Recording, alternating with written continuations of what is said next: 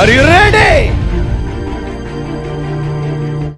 కానీ ఒకటి మాత్రం నాకు అర్థమైంది, ఇదివరకు నేను ఎక్కడున్నానో అక్కడ లేను, అక్కడ నుండి నేను ముందులే నేను ఉన్నాను అని. ప్రైజ్ ది లార్డ్, హల్లెలూయా. నేను ఎట్టెళ్తున్నానో నాకు అర్థం కావట్లా. రాజసింహాసనం దగ్గరికి వెళ్తున్నానా, ఎట్టెళ్తున్నానా నాకు అర్థం కావట్లా.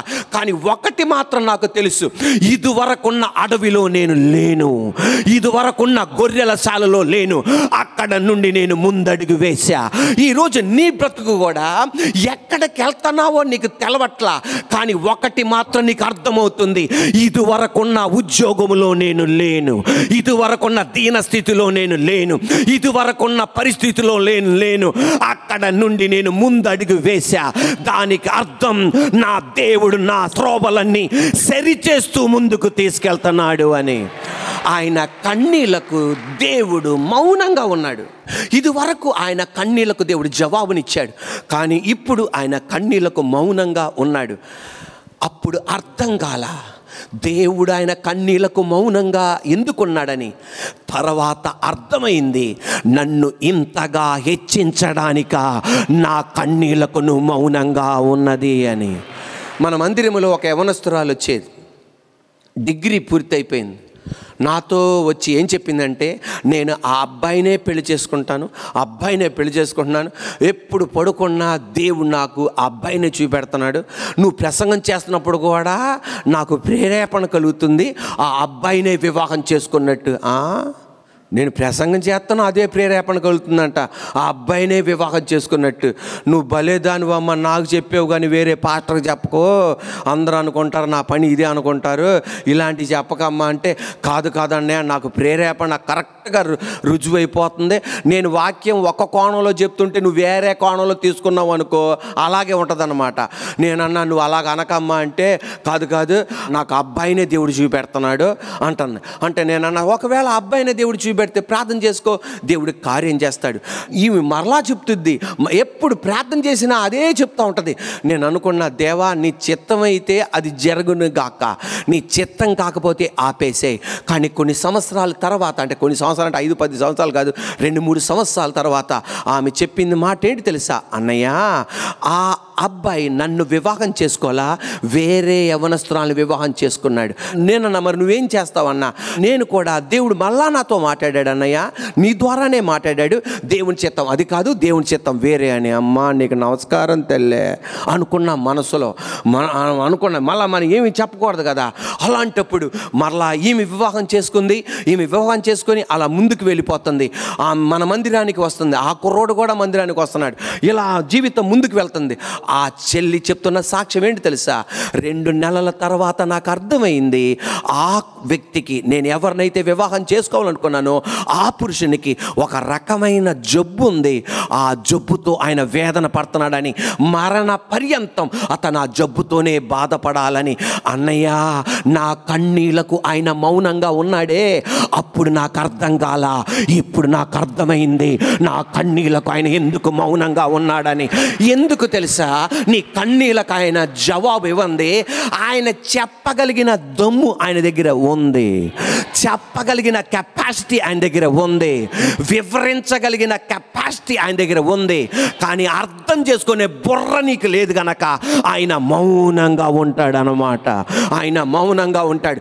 ఎందుకు తెలుసా? తర్వాత నువ్వే 2 చేతులెత్తి, దేవా నా కన్నీళ్లకు మౌనంగా ఉన్నందుకు నీకు వందనాలయ్యా అని నువ్వే ఆయన కొనియాడతావు, నువ్వే ఆయనకి స్తోత్రాలు చెల్లిస్తావు, నువ్వే ఆయనని మహిమపరుస్తావు.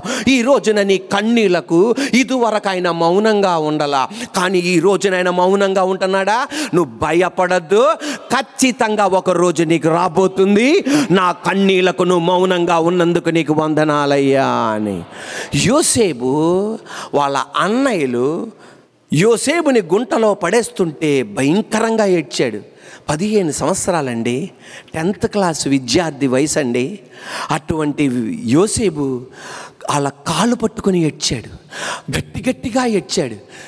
ఆఖరికి దేవుడికి దయ కలగల, అన్నయ్యకి దయ కలగల, తీసుకెళ్తున్న వాళ్ళు కొనుక్కున్న వాళ్ళకి దయ కలగల. ఆయన కన్నీళ్లకు దేవుడు మౌనంగా ఉన్నాడు. 16 సంవత్సరాల తర్వాత అన్నయ్యల్ని మళ్ళీ ఐగుప్త దేశంలో చూడగా లోనకెళ్ళి వెక్కి ఏడ్చాడు. ఎందుకు ఏడ్చాడు తెలుసా? తండ్రి, ఆ రోజు నా కన్నీళ్లకు మౌనంగా నువ్వున్నావే, ఈ స్థితి కొరక, ఈ స్థానం కొరక, ఈ ఘనత కొరక ఈరోజు వాక్యం ఏంటో నీతో చెప్పనా? ఈరోజు నీ కన్నీళ్లకు మౌనంగా ఉన్నాడే, ఒక్కరోజు ఈ స్టేజీ మీద నువ్వు సాక్ష్యం చెప్పబోతున్నా. తండ్రి, హల్లెలూయా. ఒకవేళ దేవుడు మనం ఇంకా విస్తరిస్తే ఈ స్టేజ్ కాకపోతే ఇంకొక స్టేజ్ అయి ఉండొచ్చు, కానీ నువ్వు సాక్ష్యం చెప్తావు. ఆ రోజున దేవుడు మౌనంగా ఉన్నందుకు దేవునికి మహిమ, ఘనత, ప్రభావం కలుగును గాక. ప్రైజ్ ద లార్డ్, హల్లెలూయా. నేను ఇప్పుడు చెప్పే సంఘటన ఒక చరిత్రకారుడు ఒక పుస్తకంలో రాశాడు. దాన్ని ఒక సినిమాగా కూడా తీశారు. ఆ చరిత్రకారుడు రాస్తున్నది వాళ్ళు ఎగ్జాక్ట్గా తీగిపోయినా దానికి అనుగుణంగా, వాళ్ళకు అనుగుణంగా తీశారు ఈ సినిమా. ఆ సినిమా ఏంటంటే పేతురు యొక్క భార్య గురించి తీశారు. దాన్ని, ఈ క్లిప్పింగ్స్ని కొన్ని చోట్ల కలిపారు. అది ఏంటంటే పేతురు యొక్క భార్య. పేతురు శక్తివంతమైన పరిచర్య చేయడానికి యేసయ్య తర్వాత, ఆమేనండి, పెళ్ళైన వాళ్ళు కొంచెం గట్టిగానండి, యేసయ్య తర్వాత పేతురు యొక్క భార్య నిలబడిందంట. పేతురుకు కానీ పేతురు భార్యకు కానీ యేసుప్రభు వారి గురించి తెలియదు. వాళ్ళ అత్తయ్యకి కానీ యేసుప్రభు వారి గురించి తెలియదు. ఆంద్రేయ ద్వారా, తన సోదరుడు ద్వారా పేతురుకి యేసుప్రభు వారి గురించి తెలిసింది. యేసయ్య శిష్యుడిగా మారాడు. యేసు ప్రభుని వెంబడిస్తున్నాడు పేతురు. అలా ముందుకు సాగుతుండగా ఒకరోజు పేతురు తన భార్యతో అన్నాడంట, ధర్మశాస్త్రములో ఆది కాండం, నిర్గమకాండం, లేవ్యకాండం, సంఖ్యాకాండం, ద్వితీయోపదేశకాండం నాకు పెద్ద చదవటం రాదు కానీ తన భార్యతో అంటున్నాడు, కానీ మన ధర్మశాస్త్ర ఉపదేశకులు మెస్సయ్య గురించి చెప్పారే, ఆ మెస్సయ్యకి మేము శిష్యులం అనగానే ఆశ్చర్యపోయిందంట. అంత మట్టుకే కాదు, ఆ శిష్యుడు మాత్రమే కాదు, నేను మొదటి శిష్యుణ్ణి. నన్ను ఎంతగా ప్రేమిస్తున్నాడు తెలుసా ఆయన? ఆయనకి 3 ఇన్నర్ సర్కిల్ ఉంది. ఆ ఇన్నర్ సర్కిల్లో నేను, యాకోబు, యోహాను. యాయిరింటికి వెళ్ళినప్పుడు మా 3 తీసుకెళ్ళాడు. దాంట్లో నేనొక్కడిని. కొండపైకి వెళ్ళినప్పుడు 3 తీసుకెళ్ళాడు. ఆ 3లో నేనొక్కడిని. అంత మట్టుకే కాదు, 5 రొట్టెలు 2 చిన్న చేపలు 5,000 మందికి పంచిపెట్టాడు. అంత మట్టుకే కాదు, గలిలయ సముద్రములో మేము భయంకరమైన తుఫాన్లో చిక్కుగా, నువ్వే అయితే నన్ను కూడా నడిపించమన్నా, కమ్అవుట్ ఆఫ్ ద బోట్ అన్నాడు.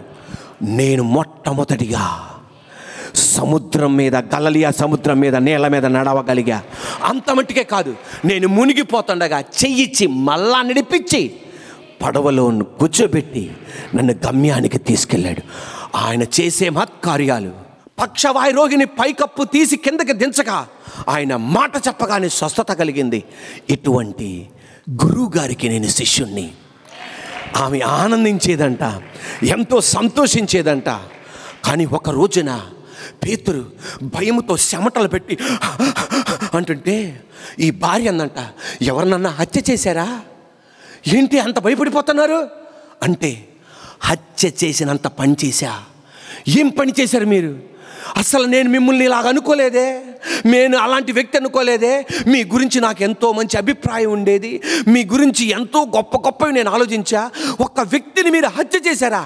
హత్య చేయలా, హత్య చేసినంత పని చేశా. ఏం చేసావు అనగానే ఆ 2 భుజాలు పట్టుకొని ఊపేస్తుందంట.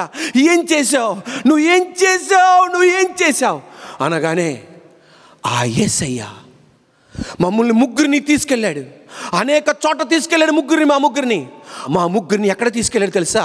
గెత్సెమనే తోటకి తీసుకెళ్ళాడు. గెత్సెమనే తోటకి తీసుకెళ్ళగా మమ్మల్ని ప్రార్థన చేయమన్నాడు. ప్రార్థన హెల్ప్ అడిగాడు, కానీ నిద్రపోయాం. మమ్మల్ని ఏమనలా, 1 గంట నా మేల్కొని ప్రార్థన చేయలేరని అడిగాడు. కానీ ఇంతలోనే రోమా సైనికులు వచ్చారు, యోధా మత పెద్దలు వచ్చారు, కళ్ళకి కంతలు కట్టారు. కొడుతుంటే తట్టుకోలేక సైనికుడి వరలో నుండి కత్తి తీసి ప్రధాన యాజకుని చెవి తెగనరికా. కానీ ఎంత ప్రేమ కలిగినోడంటే, నన్ను మళ్ళా వాళ్ళు చంపుతారేమో అని, మళ్ళా నన్ను నాశనం చేస్తారేమోనని నీకు ఆనని చెప్పి మరలా చెవి తీసి అంటించాడు. వెంటనే అతుక్కుపోయింది. కానీ ఆయన హింసపడుతుంటే మమ్మల్ని కూడా చంపేస్తారు, మమ్మల్ని కూడా అదే బాధ పెడతారు, మమ్మల్ని కూడా కొరడాతో కొడతారని చెప్పి ఒక బాలిక అడిగింది. ఆయన నీకు తెలుసా అంటే, ఆయన గుంపులో ఉన్న వ్యక్తివి నువ్వంటే, ఆయన ఎవరో నాకు తెలియదన్నా. ఇంకొకరు అడిగితే ఆయన ఎవరో నాకు తెలియదన్నా. మూడోసారి కూడా ఆయన ఎవరో నాకు తెలియదన్నా. యేసయ్య నన్ను చూశాడు, నేను ఆయన్ని చూశాను. వెక్కి వెక్కి ఏడుస్తుంటే ఈమె అక్కడ ఉండలేకపోయిందంట. ఆ గది మూలలోకి వెళ్ళిపోయి దాదాపు ఇంటిలో గంటన్నర సేపు ఏడ్చిందంట. ఇంట్లో ఒక వ్యక్తి మరణిస్తే, ఇంట్లో ఒక భర్త మరణిస్తే, తండ్రి మరణిస్తే ఎంత ఏడుస్తారో, కుమారుడు మరణిస్తే ఎంత ఏడుస్తారో అంతగా ఏడ్చిందంట. ఏమండి, ఆయన మీకు తెలవదని ఎలా అనగలిగారండి? మీ నోటి ద్వారానే చెప్పారు కదా, నోటితోనే చెప్పారు కదా, మునిగిపోతుంటే చెయ్యిచ్చి నన్ను నిలబెట్టాడని మీరే చెప్పారు కదా, అద్భుతాలు మహత్కార్యాలు చేశాడని. అంత మట్టికే కాదు, నా కళ్ళతో చూసా. నా అమ్మకి బాగోపోతే మన ఇంటికొచ్చి మీ అత్తయ్యని స్వస్థత పరిచింది. ఎలా చెప్పగలిగారండి ఆయన నాకు తెలవదని? నేను మీరు నమ్మకస్తులు అనుకున్నా. ఒక్క వ్యక్తి మిమ్మల్ని నమ్మాడే, మీరు ఆయన నమ్మారే, నమ్మించి ద్రోహం చేసేవాళ్ళని నాకు తెలవదండి. పేతన్నాడంట, నీ దగ్గర ఉండలేకపోతున్నానే, అక్కడ యేసే దగ్గర ఉండలేకపోతున్నా. పరిగెత్తుకుని ఇంట్లో నుండి బయటికి వెళ్ళిపోతుంటే ఈయన వెళ్ళి ఎక్కడ చచ్చిపోతాడని చెప్పి ఈమె పరిగెత్తిందంటే వెనకాల. పరిగెత్తుతుంటే ఆయన పరిగెత్తుకుని వెళ్ళిపోతుండగా ఈయనతో పరిగెత్తలేని చెప్పి ఈమె ఇంటికి వచ్చేసింది. ఇంటికి రాగానే పేతురు ఈమెం చేసుకుంటుందని చెప్పేసి సగం నుండి మళ్ళీ వెనక్కి వచ్చి ఏమని చెప్పాడు తెలుసా? మా ఫ్రెండ్ ఆత్మహత్య చేసుకున్నాడు. ఎవరో యువత ఇస్కరియోతు. మీ ఫ్రెండ్ ఆత్మహత్య చేసుకోవడం ఏంటి? మీ ఫ్రెండ్ ఆత్మహత్య చేసుకోవడం ఏంటి? 30 వెండి నాణ్యాలకి యేసు ప్రభువుని అమ్మేశాడు. వెంటనే అవందంట, మీ 12 మందిలో ఒక్కడ కూడా యేసుకి నమ్మకంగా కనబడలేదా? ఎందుకండి ఆయనతో తిరిగి ఆయన ప్రేమ స్వభావం మీకు రాలా? ఆయన నమ్మక స్వభావం మీకు రాలా? ఆయన యథార్థ స్వభావం ఎవరికి రాలా? ఒక్కడికి రాలా? 30 వెండి నాణ్యాలకు ఆయన అమ్మేస్తారా? 30 వెండి నాణ్యాలకు ఆయన అమ్మేస్తారా? నిలబడలేకపోతున్నాడంట పేతురు. ఒక వ్యక్తిని హత్య చేస్తే ఎంత భయం ఉంటుందో అల్లాడిపోతున్నాడంట. అమ్మో నమ్మో, దెయ్యంగాడి చేసే పని ఇదే. పాపం మనతో చేపిస్తాడు, చేపించేసి మన బతకనివ్వడు, మనశ్శాంతిగా ఉండనివ్వడు, ఇంట్లో ఐక్యతగా ఉండనివ్వడు, భర్తతో ఉండనివ్వడు, భార్యతో ఉండనివ్వడు, నేరారోపణతో చంపేస్తాడు. భార్య అందంట, మీ ఫ్రెండ్ చచ్చిపోయినట్లు మీరు ఆత్మహత్య చేసుకోకండి, మీ ఫ్రెండ్ ఆత్మహత్య చేసుకున్నట్లు మీరు ఆత్మహత్య చేసుకోకండి, మీ ఫ్రెండ్ ఆత్మహత్య చేసుకున్నట్లు మీరు ఆత్మహత్య చేసుకోకండి. పారిపోయాడు. నీ దగ్గర ఉండలేను, యేసే దగ్గర నేను ఉండలేను. పారిపోయాడు. ఎక్కడికి వెళ్తానంటే, మా ఫ్రెండ్స్ కొంతమంది గదిలో ఉన్నారు, అక్కడికి వెళ్ళిపోతాను చెప్పి వెళ్ళిపోయాడంట. అక్కడికి వెళ్ళిపోగానే ఆదివారం 11 గంటలు 12 గంటల మధ్యలో ఇంటికి వెళ్ళాడంట. ఏంటండి ఇంత సంతోషంగా కనపడుతున్నాడు? నేను చెప్పానే ఆయన ఎవరో నాకు తెలవదని అని 3 సార్లు అబద్ధం ఆడానే. మా గురువు గారు, నా దేవుడు, ఆయన లేచాడు. 3వ రోజు తిరిగి లేచాడు. ఆయన తిరిగి లేచాడు అనగానే వెంటనే మీకెలా తెలుసు? ఆయన చూశారా అంటే, నేను ఆయన చూడలా, నేను కానీ యోహాను కానీ చూడలా. నేను యోహాను వెళ్ళి చూడగా ఆ బండరాయి డొల్లింపబడి ఉంది, ముద్ర ముక్కలైపోయి ఉంది. యోహాను కూడా పేత వస్త్రాలు చుట్టాడు. ఆ పేత వస్త్రాలు మడత పెట్టేసేసి ఆయన బయటికి వెళ్ళాడు. ఆ పేతురు అన్నాడంట భార్యతో, ఎంత క్రమశిక్షణే నా దేవుడికి, ఆఖరికి పేత వస్త్రాలు కూడా మడత పెట్టేసేసి వెళ్ళిపోయాడు అనగానే వెంటనే ఇవందంట, ఏమండి వెళ్ళి ఆయన దగ్గరికి వెళ్ళి క్షమాపణ అడగండి, మరలా నేను నీ శిష్యుడిగా ఉంటాను. మళ్ళా అంటే, ఏ మొక్కముతో నేను ఆయన దగ్గరికి వెళ్ళాలా? ఇక నా వలన కాదు. ఒక గొప్ప విషయం చెప్పనా? పేతురు తన భార్యతో అంటున్నాడంట, యేసు ప్రభువారు లేచి అక్కడ ఉన్న ఆడవాళ్ళకి ఏం చెప్పాడు తెలుసా? ఏం చెప్పాడంటే, నేను లేచానని అందరికీ చెప్పండి, ముఖ్యంగా పేతురుతో చెప్పండి అన్నాడు. ఆ భార్య వెక్కి వేడుస్తుందంట, వెళ్ళి క్షమాపణ అడగండి, మరలా నమ్మకంగా ఉంటా, మళ్ళా యథార్థంగా ఉంటా, మళ్ళా మిమ్మల్ని నేను ప్రేమిస్తానని చెప్పండి అంటే, ఏ మొక్కబోతో ఆయన దగ్గరికి వెళ్ళాలి? ఇక నేను వెళ్ళను, నా వృత్తికి నేను వెళ్ళిపోతానా అని చెప్పి వల తీసుకొని గలిలయ సముద్రానికి వెళ్ళాడు. రాత్రంతా కష్టపడినా ఏమీ దొరకలా. మళ్ళా సంతోషంగా ఇంటికి వచ్చాడంట. ఏంటండి అంత ఆనందంగా ఉన్నారంటే, మా గురువు గారు, మా దేవుడు, నా దేవుడు గలిలయ సముద్రం దగ్గరికి వచ్చాడు. వచ్చి దుర్మార్గులారా అనలా, పిల్లలారా అన్నాడు. మాతో పాటు కలిసి ఫిష్ ఫ్రై తిన్నాడు. అంత మట్టికే కాదు, నాతో ఏమన్నాడు తెలుసా? నన్ను ప్రేమిస్తున్నావా అని అడిగాడు. ఆ మాటకి నేనేం చెప్పాలో నాకు అర్థం కాల. నువ్వు నన్ను ప్రేమిస్తున్నావా అని అడిగాడు. ఏం చెప్పాలో అర్థం కాల. నువ్వు నన్ను ప్రేమిస్తున్నావా అని అడిగాడు. ఏం చెప్పాలో నాకు అర్థం కాల. మూడోసారి అడగగా నేను అన్నాను, నీకే సర్వం తెలుసు అన్నాను. అయితే నా గొర్రెలు మేపు అన్నాడు. ఒక అద్భుతమైన మాట అన్నాడు, ఇక నువ్వు చేపలు పట్టే జాలరువి కాదు, మనుషులను పట్టే జాలరువి అన్నాడు. హల్లెలూయా.